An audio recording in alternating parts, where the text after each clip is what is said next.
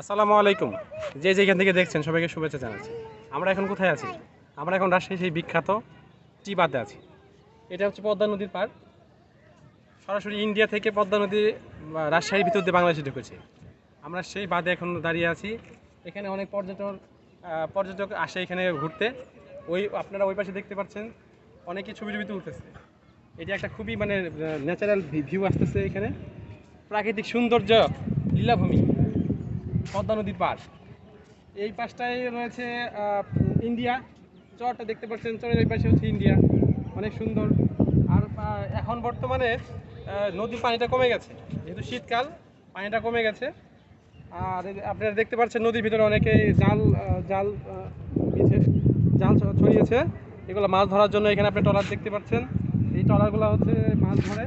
এবং এখানে অনেক জেলে বা বাসাবাড়ি আছে, তারা হচ্ছে এখানে মাছ ধরে তারা জীবিকা নির্বাহ করে। তো অনেক সুন্দর একটা ভিউ এখানে আছে, আপনারা দেখতে পাচ্ছেন। আমরা এখানে অনেকেই আসছি জাস্ট এই যে ন্যাচারাল ভিউটাকে ভিজিট করার জন্য।